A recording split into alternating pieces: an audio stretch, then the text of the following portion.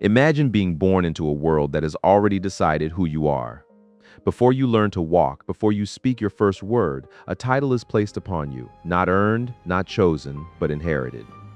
You are 6 years old, sitting in a gilded room in a palace that has stood for centuries, and somewhere in the distance, the weight of an entire nation is quietly settling onto your small shoulders. Most children dream of becoming something. She was born already being something. And yet, the story of Leonor, Princess of Asturias and Spain's future queen, is not a fairy tale handed down from the heavens. It is something far more human and far more extraordinary. Here is what most people don't know. Spain almost didn't have a queen at all. The very laws that govern royal succession were rewritten because of her. The very identity of a modern monarchy was reconstructed around her existence. And the young woman who will one day sit on the Spanish throne grew up watching her family navigate scandal, abdication, and national crisis, all while cameras followed her every step. She has never known a life outside the spotlight. And yet, somehow, she has managed to become something rare in the world of royalty, genuinely beloved. To understand Leonor, you must first understand the kingdom she is set to inherit. Spain is not the Spain of conquests and cathedrals alone. It is a country that nearly tore itself apart in the 20th century, that emerged from dictatorship into democracy within living memory, that has grappled with separatist movements, economic collapse, and deep political divisions. The Spanish monarchy is not simply a ceremonial fixture. It is, in many ways, the thread that holds the constitutional fabric of the nation together.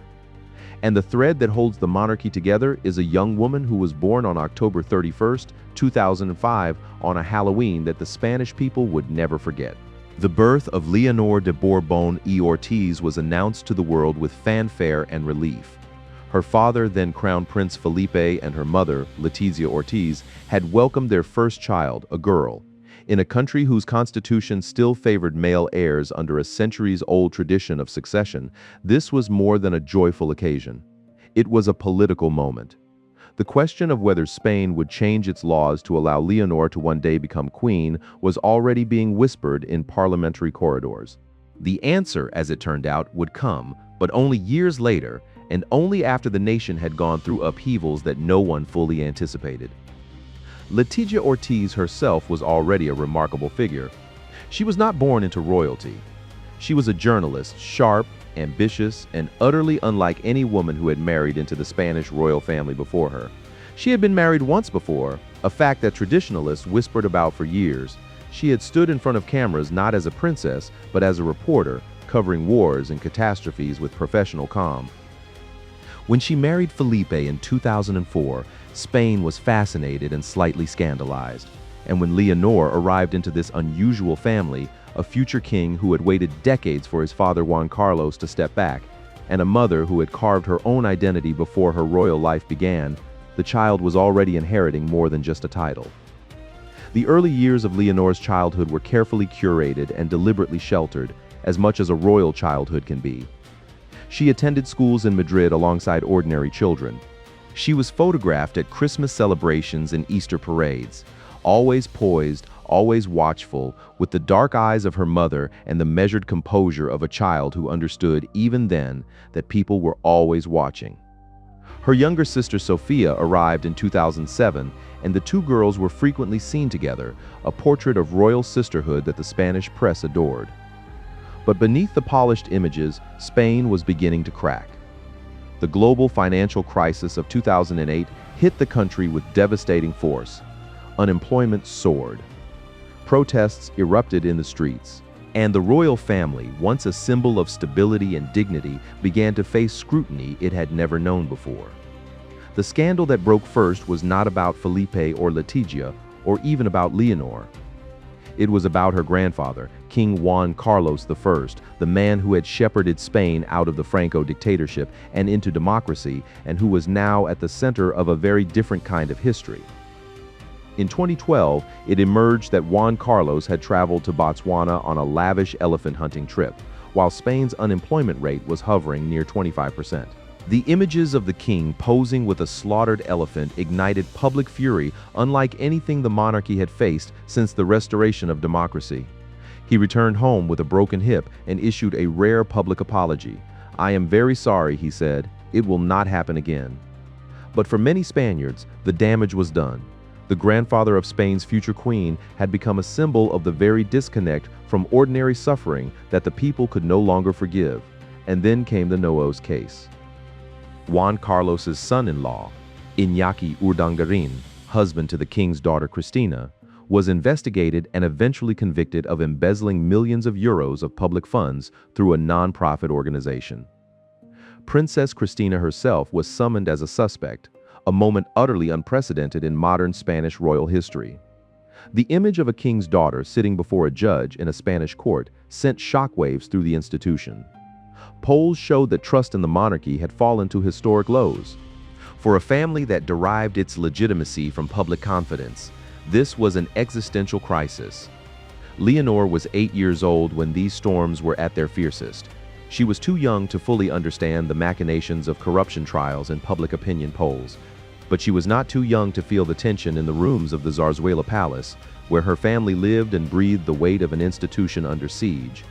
Her father, Felipe, was increasingly called upon to serve as a counterpoint to the controversy, steady, serious, and unimpeachable where others had faltered. And then, in June 2014, something happened that changed everything. Juan Carlos I announced his abdication.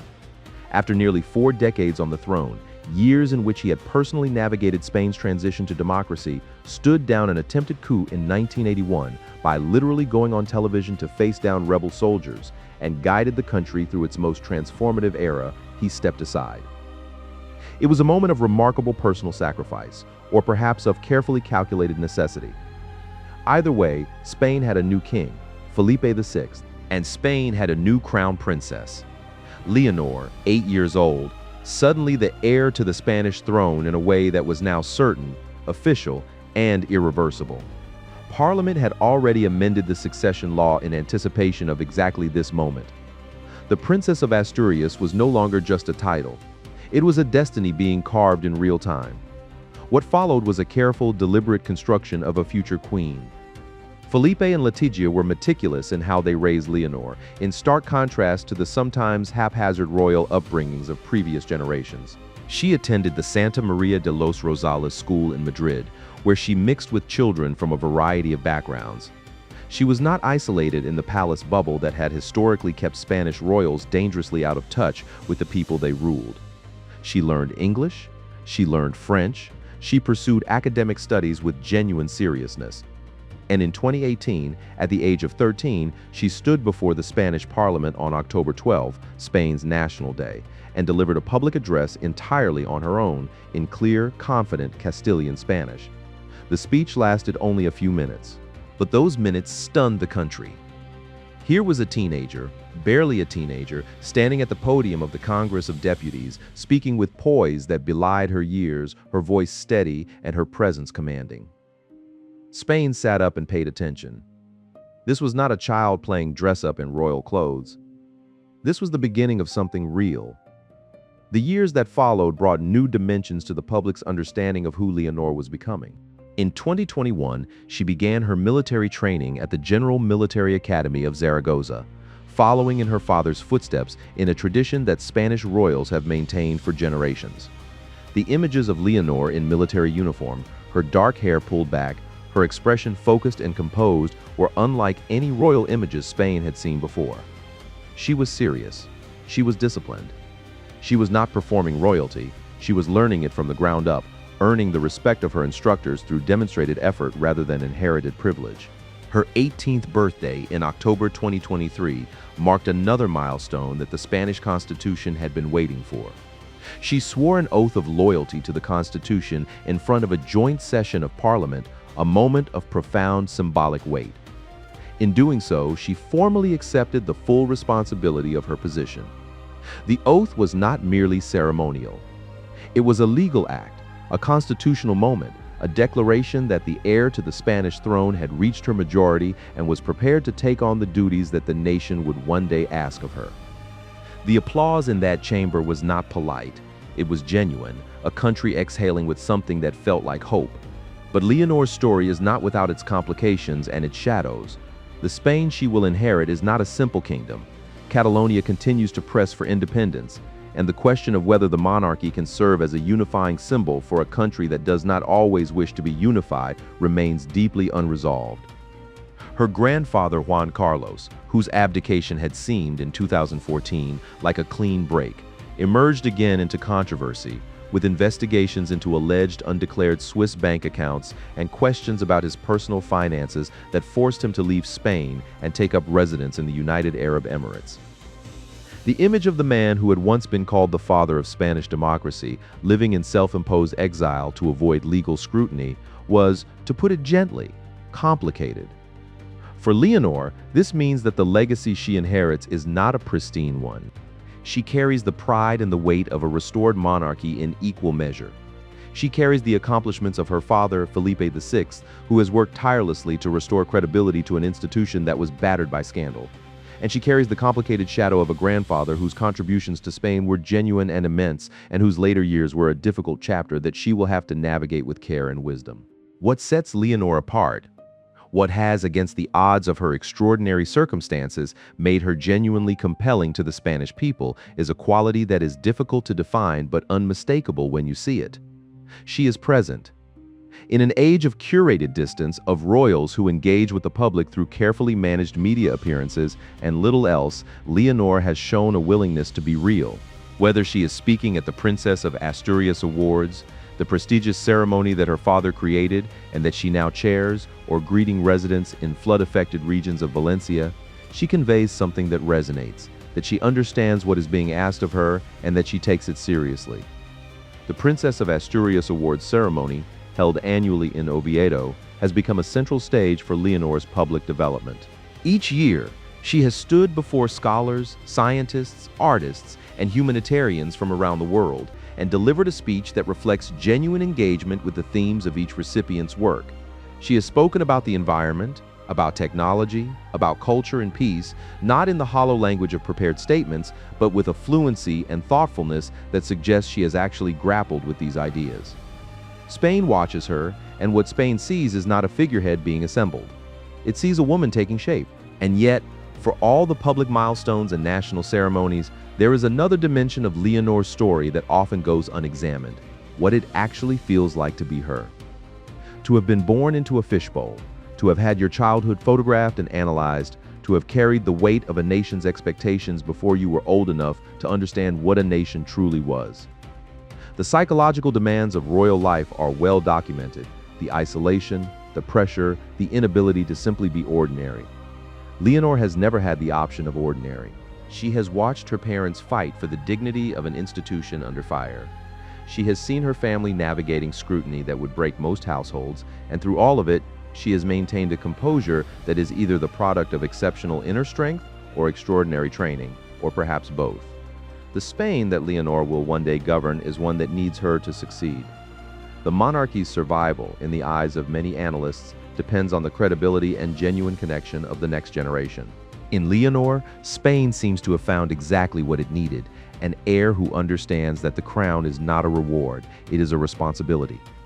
In 2024, she continued her military education, moving between branches of the armed forces as part of her comprehensive preparation for the role of commander-in-chief. She trained with the Navy. She stepped aboard warships. She flew in military aircraft. She did not do these things for photo opportunities alone. The training was structured, rigorous, and real. The young woman emerging from these experiences was not the same girl who had stood at a podium at 13 and delivered her first public speech. She was harder, more certain, more prepared. And as Spain looks ahead, as the reign of Felipe VI continues and the nation watches its princess grow into a queen in waiting, a question lingers that is both historical and intensely personal. What kind of queen will Leonor be? Will she carry the modern sensibility of her mother, the journalist who became a queen? Will she embody the constitutional dignity of her father, the prince who became a steady king in uncertain times? Or will she forge something entirely her own, a monarchy reimagined for a Spain that is itself still in the process of becoming? History does not answer these questions in advance. It answers them in hindsight after the decisions have been made and the moments have passed and the consequences have unfolded in ways no one entirely predicted. What history can tell us is this: the most enduring monarchs are not the ones who were born the most powerful or the most celebrated or the most privileged. They are the ones who understood that power is not possession. It is service. And every indication across the childhood and adolescence and young adulthood of Leonor de Bourbon-Ortiz suggests that this is a lesson she has learned, not from a textbook, but from watching her world up close, with those steady dark eyes from the very beginning. On October 31st each year, Spain marks another year of Leonor's life. And each year, something quietly shifts. The girl becomes more the woman. The princess moves closer to the queen. The heir to a complicated, beautiful, fractured, resilient kingdom continues to prepare herself for a moment that cannot be rushed and cannot be avoided. She is the future of Spain, not because a law says so, but because she has earned the right to that future through every speech given, every oath sworn, every year of education completed, and every act of genuine engagement with the people she is one day meant to serve. The untold story of Spain's future queen is not a story of perfection. It is not a fairy tale. It is something richer and stranger and more meaningful than that. It is the story of a girl born into a world on the edge of transformation, inheriting both the grandeur and the burden of history and choosing day after day, year after year, to rise to meet it. The throne of Spain has waited centuries for many kings and queens. It is waiting now for one more. And for the first time in a long time, Spain is waiting too, not with dread, but with something that feels quietly and powerfully like hope.